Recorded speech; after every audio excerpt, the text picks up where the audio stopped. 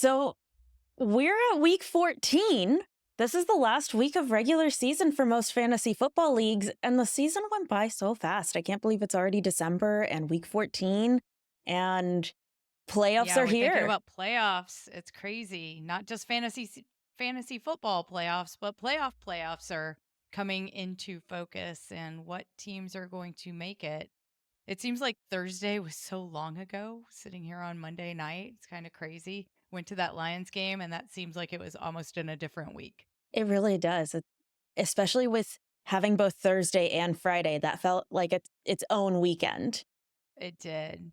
So hopefully our listeners have made their playoffs. Drop us a comment and let us know if you made your playoffs and what's going well or what player is frustrating you and you're worried about heading into your fantasy football championship. Well, let's jump Did you into the make injury. yours? I don't think so. Or do you know yet? I Yeah, don't know okay. yet. I'm in one league and I'm questionable in another, so we'll see. I'm gonna have to turn to a backup and quarterback this week, which we'll get to on who you can pick up for your backup quarterbacks. Yes. So let's jump into that injury report, yeah, and go through what happened this weekend and concerns you may have. We'll start off with the big one, Christian McCaffrey. It was fun while it lasted. It didn't last that long. He started, 4 games and racked up 32 fantasy points. That was our number one draft pick. Sad day, but he's been placed on IR, season ending knee PCL issue. He's gone, and we don't have to wonder about is he going to get more workload and look like Christian McCaffrey anymore. I feel like everyone who drafted him is going to have my version is Jonathan Taylor. So now no one who drafted McCaffrey this year is going to draft him again next year. Probably. At least not number one. We're all going to be wary of Christian McCaffrey, as well as the 49ers might be a little wary too, because he did a contract extension in June, and they added on a couple years to his contract, locking him in through the 2027 season. That contract, though, was structured a little awkwardly, and it had a triple tier bonus structure where there's bonuses that come due each year. And there's a considerable hit if they keep him next year. And they may want to rethink on making him the highest paid running back in the NFL. And if that's something they really want to continue for the next few years or not, given his injury history. Problem is, Jordan Mason, their other running back, they also put on IR today with a high ankle sprain. So he's out at least 4 weeks. And that you know who we're going to turn to when we get to the waiver wires. Yeah, we're going back to Guerendo again, and we'll be recommending him. But let's get through the rest of the injuries. So 49ers lose both of their running backs to IR. 4 weeks gone. We also have someone else put on IR, and that's Austin Ekeler. He didn't get hurt this week. He got hurt the week before in week 12 with that concussion, that big giant hit. But that concussion is so severe that they went ahead and put him on IR as well. And the earliest he can return is week 18.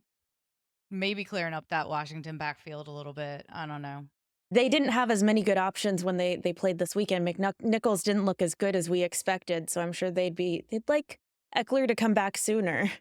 They'd like him to come back sooner. I don't know that we even saw much McNichols. We just saw a lot of Brian Robinson Jr., who played fine. They were just dominant in that game against the Titans.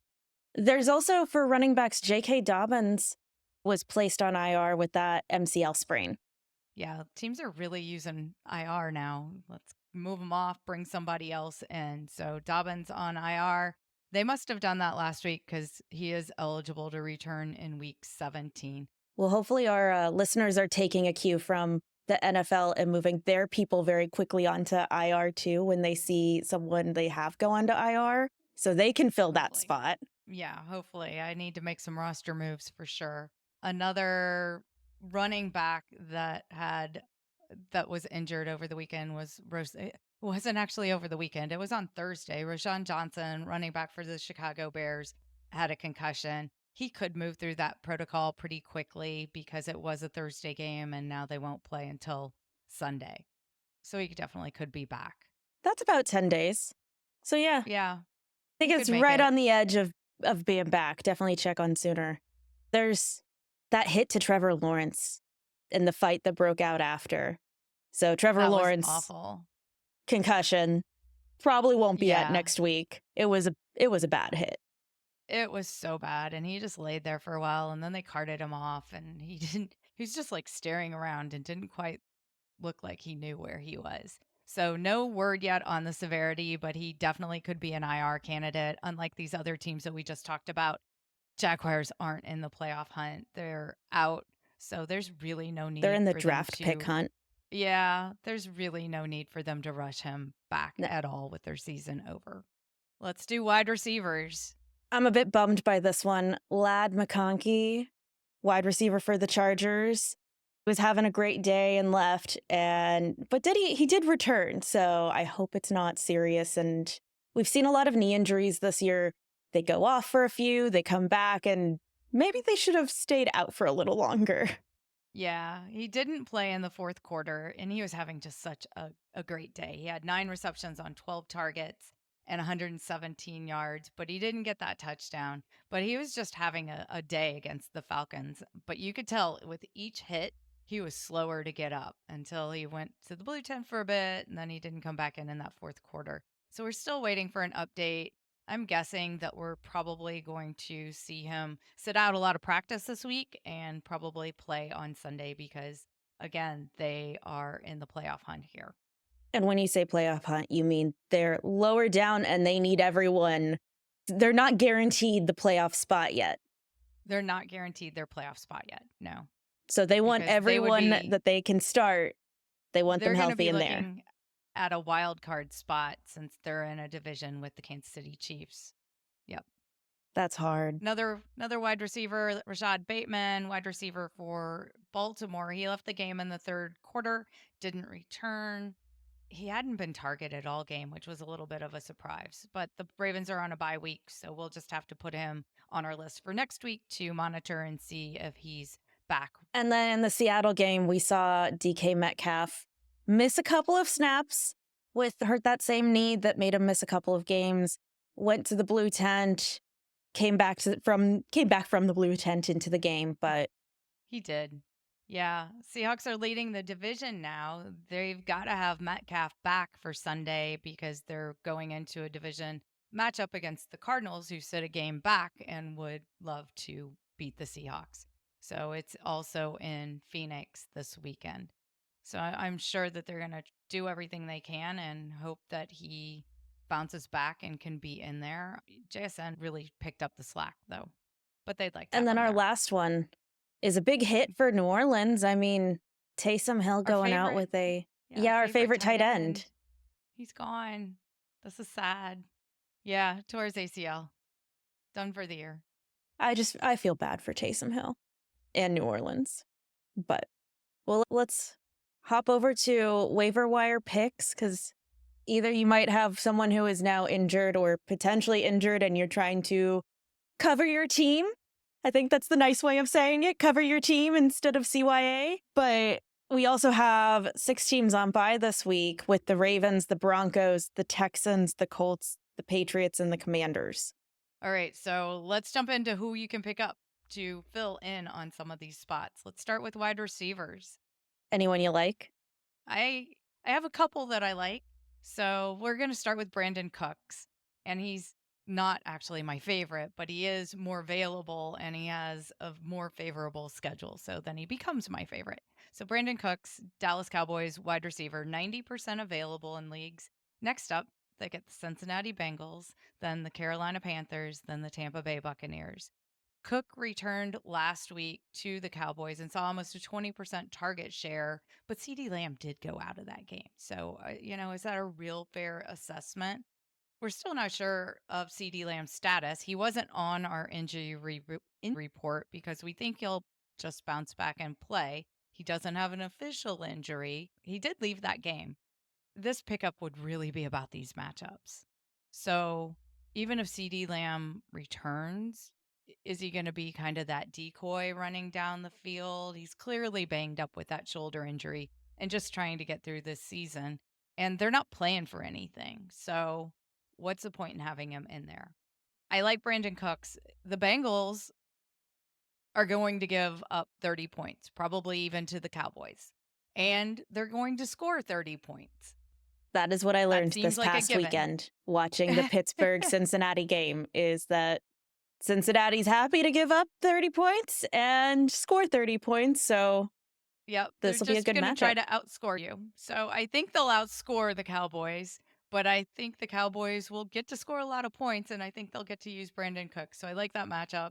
And then we have the up and coming Panthers defense, which is the next week. That is in Carolina. So that should be a fun game too. And then we have the Bucks, who like to let you pass against them. So these are just 3 great weeks for Brandin Cooks. I know he's dealing with Cooper Rush, but Cooper Rush has been good. We'll get to him in the quarterbacks. Let's keep moving through our wide receivers. So the one that is kind of my favorite is Adam Thielen. He came back off of IR and he looked really good yesterday for the Panthers in that disappointing loss to the Tampa Bay Buccaneers. He's 69% available, so not as widely available. And I don't like their schedule as well. So next up, they've got the Philadelphia Eagles, then the Dallas Cowboys, which we did talk about, and then Arizona Cardinals. Philly kind of worries me a little bit this weekend, but he did see 10 targets and racked up 99 yards on Sunday on 8 catches. So Panthers are really starting to work that offense and improving each week with Bryce Young, and Thielen came back and is making a definite impact on that offense. And then our last option, I think we both loved at the start of the season, and he's coming back hopefully from injury now, of Keon Coleman for Buffalo. Think we have him on here every week and he's just not getting picked up. Maybe that's because he keeps not playing, but I couldn't take him off. I thought about taking him off, but he has great matchups coming up. So they get to play the Los Angeles Rams, then the Detroit Lions, and then the New England Patriots. So 3 great weeks. He's just got to get that wrist healthy and come back. I'm hoping that they kind of held him out on Sunday out of precaution because we saw those conditions weren't that good to be playing in if you were injured. If you got a place you can stash him away, he's been occupying my IR spot for a few weeks. If you can stash him away, he's a great ad and he's got some upcoming games that are going to be great matchups, and he's got some chemistry with Josh Allen, and the Bills are going to be pushing for that top spot so they can get that bye. They just need Kansas City to make a mistake, and they got to keep winning. I mean, they're looking strong, and I think they made the right call, as we just talked about, with how many injuries on the San Francisco side from that same game. So, which is probably a great segue into, who do you recommend for running backs? I think we already hit on that one. Isaiah Guerendo for the San Francisco 49ers. Well, now with McCaffrey and Mason out on IR, Guerendo gets the backfield to himself for the next 4 weeks. I'm sure they'll be bringing somebody up from the practice squad, but this is primarily going to be Guerendo's ball to do with what he wants to in the backfield. Getting all the work is an amazing opportunity for him. And this isn't the first 49ers time it's happened this season. So we have data proof that, like, when Mason and McCaffrey are out, he does pretty well. He does, yeah. So he had 1 week where they were both out and he scored, I think, like a little over 16 fantasy points. He's proven that he can do it and he can handle the workload. And they have some great upcoming matches. So this week they're going to play the Chicago Bears after firing their coach. We'll get to the Bears here in a minute, but the Bears like to they fired their coach. Their offensive coordinator keeps getting promotions. And so now they get to play the San Francisco 49ers in San Francisco. The Chicago defense is 9th in rushing yards allowed and 4th in yards per carry allowed. So Guerendo is going to get a great first game back to try out his new backfield. After At that, home. they get at home. Then they get the Los Angeles Rams at home, and then they get the Dolphins. That one's in Miami. But then we go back to that West Coast, East Coast thing, which we see lots of West Coast teams doing really And no well more on the snow. East Coast. And no more snow. Yeah, get to go to sunny Miami. I don't think there'll even be a hurricane. We're out of hurricane season. Well, let's continue towards the east then and go to the Raiders. Yeah, we're at the Raiders. So Sincere McCormick for the Raiders, a new name for me. 100% available. Up next, he's got Tampa Bay, Atlanta, and Jacksonville, all reasonable matchups.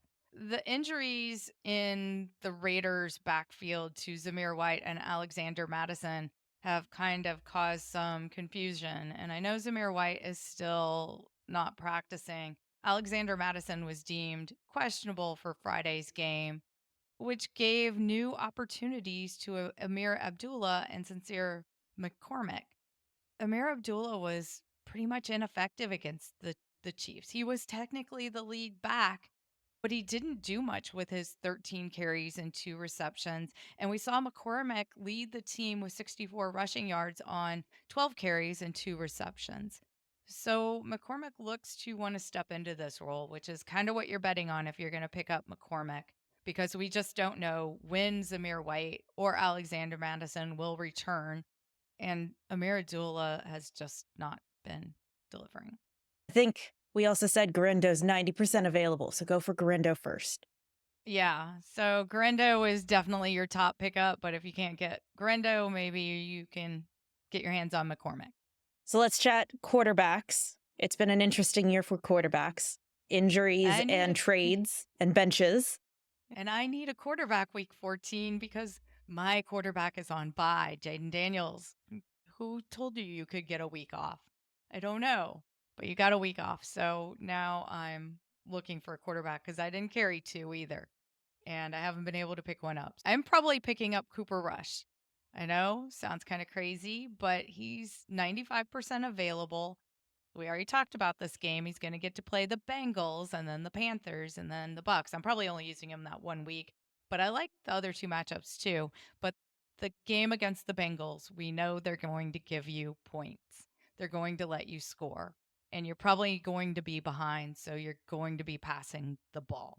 So that is why I like Cooper Rush this week. He's also been allowed to throw the ball over 30 times in the last 3 games. I like all of those stats pointing to a good week for him. So I've got to pick up a quarterback, a bad quarterback. We're going to go through some other quarterbacks that I don't like as well. If I can get Cooper Rush, that's who I'm going to pick up. If you don't get Cooper Rush, here we go. Will Levitz, 88% available, which is kind of surprising that 12% of people have Will Levitz on their bench. So I'm a little surprised that it's even that high. Up next, he has Jacksonville, Cincinnati, and then Indianapolis. All good matchups. He gets the 2 home games against Jacksonville and Cincinnati, and he's been surprisingly consistent the last 4 weeks since his return from injury, scoring 16 to 19 fantasy points each week, which I'll take. In a bye week, if you can get me 16 to 19 fantasy points, you definitely did your job. So they lost badly to the Commanders on Sunday, but he did get some garbage time, and so it's an option. It's not my favorite. What's your least favorite option that's probably on your waiver wire? That would be Aidan O'Connell, AOC, for the Las Vegas Raiders, 98% available in leagues. And next up, he gets to play the Tampa Bay Buccaneers and then Atlanta and Jacksonville. But we've seen the Bucks give up plenty of points and make quarterbacks look good for sure. And they're equally as likely to put up their 30 points and keep this a highly competitive game. AOC looked good against the Chiefs. I can't believe the Chiefs actually somehow won that game. We won't discuss that whole controversial call that could have easily gone the other way, and that may have been a different result. But who thought that O'Connell could rack up 300 yards and look so good against the Chiefs defense? So he deserves a place on this list if you're looking for a quarterback to fill in this week, and he gets to play the Tampa Bay Buccaneers.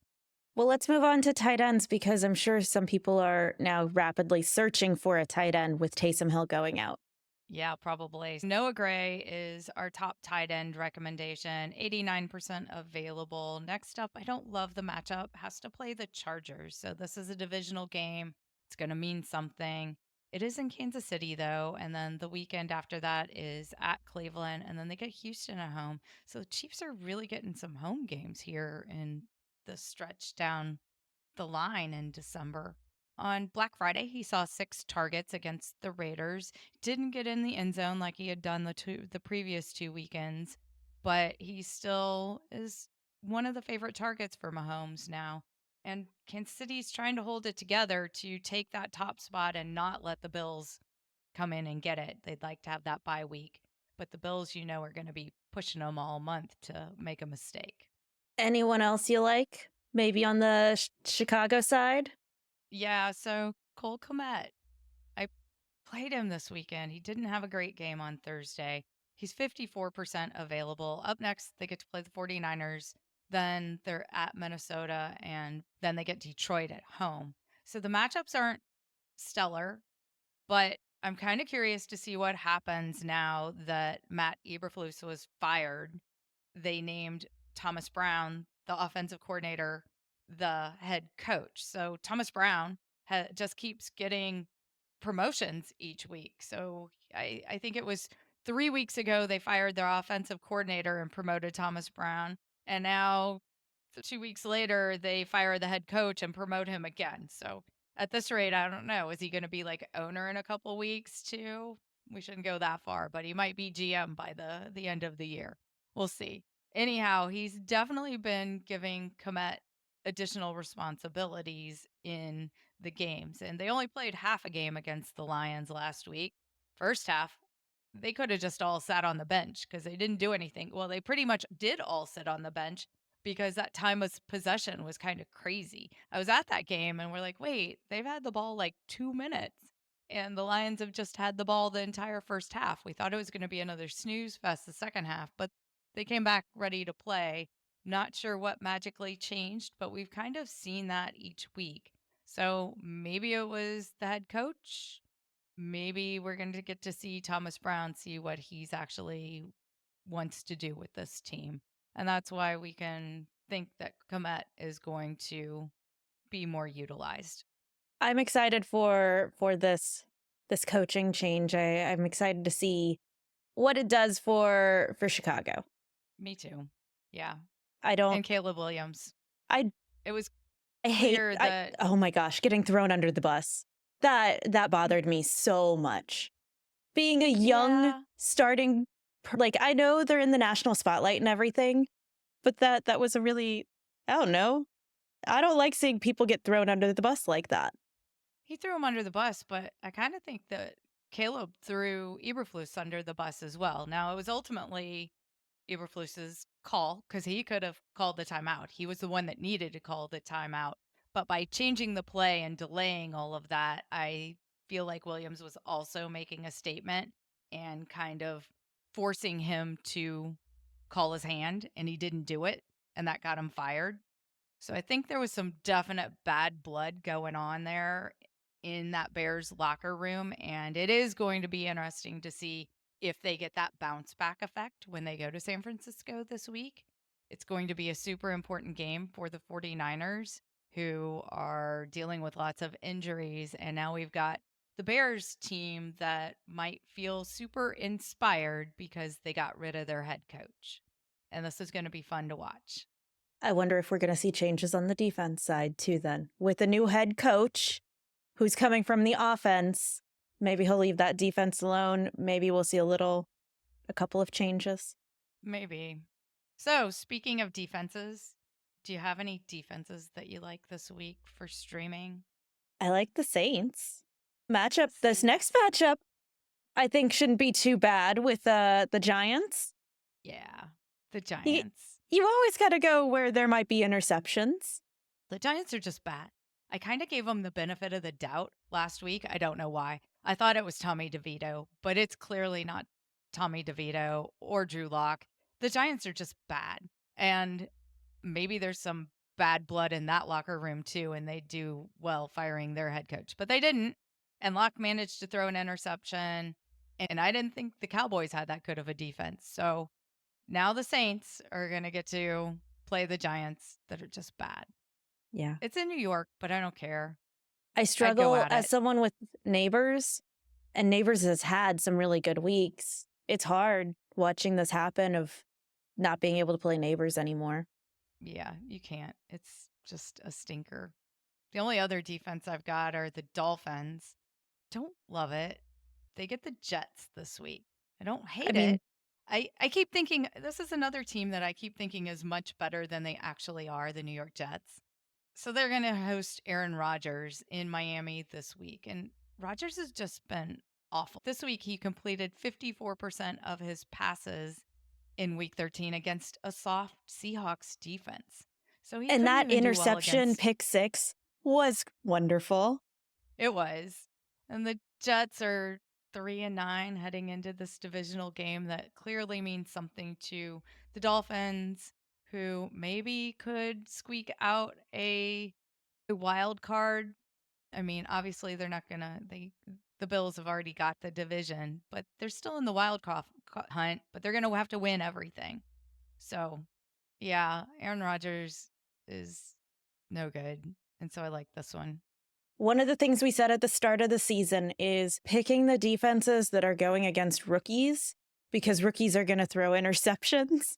But now we have a list of other quarterbacks that are not rookies that pick the teams going against them because they're going to throw interceptions. Yeah, this is definitely one of those. I think that wraps us up, though, because I don't have any other defenses that you could probably stream. Nope, that's it. They're probably either on bye or taken. Yeah. Well, good luck if you are headed to the waiver wire to find a quarterback. I'm probably headed to the waiver wire to find a tight end because I am realizing that mine is on bye. We all get what we're looking for, but let us know if you made your playoffs or if you think you're going to make your playoffs. If you're not, is there something big that you're still going after? Maybe not being last place because you have some bet on the line? Love to hear your reasonings and join us later this week for our DFS show and or who to sit and start.